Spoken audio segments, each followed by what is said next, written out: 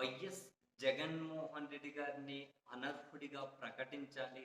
తనతో పాటు వైసీపీ ఎమ్మెల్యేలను కూడా అనర్హులుగా ప్రకటించాలి అని చెప్పి పాలకపక్ష కూటమి ప్రభుత్వం బాగా ఉరకలేస్తూ ఉన్నట్టున్నారు.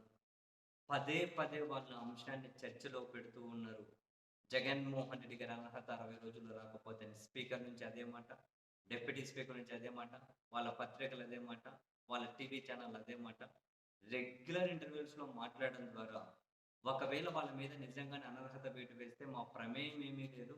మేము ముందే చెప్పాం, హెచ్చరించాం. అయినా వాళ్ళు కేర్ చేయలేదు అని అటువంటి సంకేతాన్ని జనంలోకి పంపించడం కోసం అనుకుంటారు. నిత్యం మాట్లాడుతూ ఉన్నారు. తాజాగా కూడా చాలా సీనియర్ నేత శాసనసభ వ్యవహారాల్లో బాగా పట్టున్న మాజీ స్పీకర్ యనమల రామకృష్ణుడు గారు, ఆయన ఇదే అంశాన్ని మరొకసారి మాట్లాడుతూ, జగన్మోహన్ రెడ్డి గారి భవిష్యత్తు శాసనసభ్యుడిగా ఆయన భవిష్యత్తు, మిగిలిన వైసీపీ ఎమ్మెల్యేల భవిష్యత్తుకు రెండే దారులున్నాయట. ఒకటి 60 రోజుల్లోపు సభ ముందు హాజరవ్వడం, అక్కడ హాజరు వేయించుకోవడం ఒకటి. 2 రాజ్యాంగంలోని ఆర్టికల్ 190(4) కింద అనర్హుడిగా గురి కాబడడం అట. అండ్ అనర్హత నుంచి తప్పించుకోవాలంటే ఒకే ఒక మార్గం ఉందట.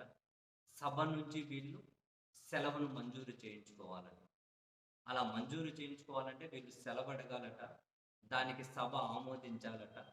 సభ ఆమోదించి సెలవు మంజూరు చేస్తే అనర్హత నుంచి వీళ్ళు తప్పించుకుంటారట. ఒకవేళ సభ గనక ఆమోదించకుండా వీళ్ళ సెలవులు తిరస్కరిస్తే వీళ్ళు సభకు హాజరు కావడం తప్ప వేరే మార్గం లేదట. 60 రోజుల్లోపు గనక వీళ్ళు ఆ పని చేయకపోతే సభకు హాజరు కాకపోయినా, సెలవు మంజూరు చేయించుకోలేకపోయినా బై డిఫాల్ట్‌గా అనర్హులైపోతారట. రాజ్యాంగంలోని ఆర్టికల్ 190(4) కింద.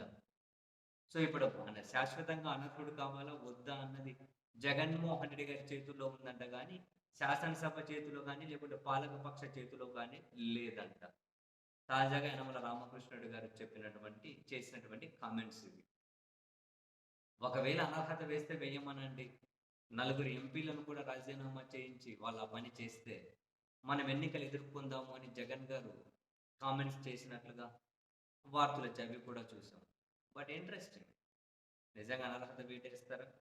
ఉప ఎన్నికలు ఎదుర్కొంటారా? దానికి పాలకపక్షం సిద్ధముందా? జగన్ కూడా సిద్ధంగానే ఉన్నాడా? చూద్దాం.